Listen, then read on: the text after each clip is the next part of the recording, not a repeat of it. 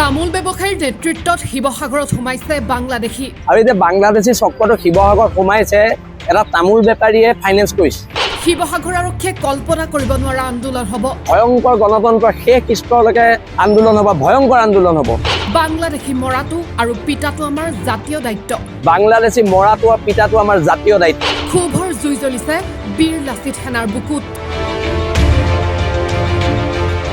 নিস্তাৰ নাপাব খিলঞ্জীয়া অসমীয়া সেনাৰ সৈনিকৰ প্ৰাণ লোৱা কোনেও। ক্ষোভত ফাটি পৰিছে বীৰ লাচিত সেনাৰ নেতা শৃংখল চলিহা। সংগঠনৰ প্ৰথম শ্বহীদ মানৱজ্যোতি চেতিয়া ফুকনৰ মৃত্যুৰ পাছতে অভিযুক্তৰ বিৰুদ্ধে দাখিল কৰিছে এজাহাৰ। 10 অভিযুক্তক আটক কৰাৰ দাবী সজোৰে উত্থাপন কৰি আহিছে সংগঠনৰ শ নেতাই।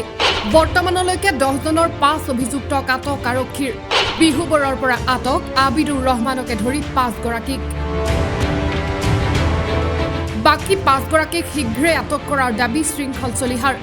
বিহুবৰৰ বানপীড়িতক দিনে নিশাই সহায় কৰি এগৰাকী বৃদ্ধৰ ন্যায় বিচাৰৰ বাবে মাত মাতিবলৈ গৈ প্ৰাণ হেৰুৱাই বীৰ লাচিত সেনাৰ নেতা শিমলুগুৰিৰ মানৱজ্যোতি চেতিয়া ফুকনে। মানৱজ্যোতিৰ মৃত্যুৰ ঘটনা ৰহস্যজনক আখ্যা বীৰ লাচিত সেনাৰ। ঘটনাত নাম সাঙুৰিছিল 10 অভিযুক্তৰ।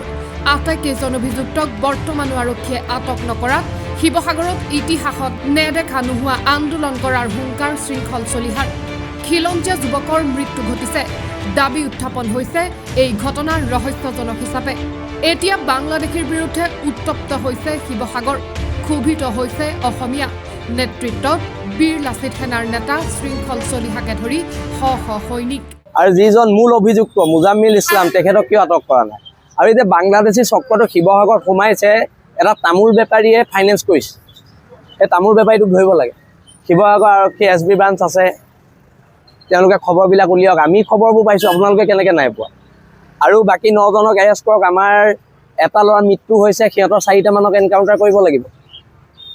কাৰণ আক্ৰমণ হৈছে, প্ৰত্যাক্ৰমণ হ'ব লাগিব, নহ'লে প্ৰত্যাক্ৰমণ আমি কৰিম যদি শিৱসাগৰ আৰক্ষীয়ে নকৰে। আৰু শিৱসাগৰ আৰক্ষীয়ে শিৱসাগৰ ইতিহাসত নেদেখা ভয়ংকৰ গণতন্ত্ৰৰ শেষ স্তৰলৈকে আন্দোলন হ'ব, ভয়ংকৰ আন্দোলন হ'ব, যিটো শিৱসাগৰ আৰক্ষীয়ে কল্পনাও কৰিব পৰা নাই। কাৰণ খিলঞ্জীয়া মানুহৰ ক্ষোভ হৈছে, খিলঞ্জীয়া মানুহৰ মনত উদ্গীৰণ হৈছে। বাংলাদেশী আমাক হত্যা কৰিছে, আৰু তাৰ বিৰুদ্ধে মই আকৌ কৈছোঁ, বাংলাদেশী মৰাটো আৰু পিতাটো আমাৰ জাতীয় দায়িত্ব। মুখ্যমন্ত্ৰীয়ে কথাটোত ইনিচিয়েটিভ লোৱাৰ কাৰণে আমি ভাল পাইছোঁ। মন্ত্ৰী বিমল বৰাৰ লগত আমাৰ যোগাযোগ হৈছে। কালি অশোক সিংঘালক লগ পাইছোঁ, ময়ূৰ বৰগোহাঁইক লগ পাইছোঁ। সকলোৱে আশ্বাস দিছে, আৰু এই আশ্বাস লাগিব। যিহেতু আমাৰ এটা ল'ৰা মৃত্যু হৈছে, সিহঁতৰ কেইটা মৰে আমি সেইটো হিচাপলৈ ৰখি আছোঁ। News desk, assam.com।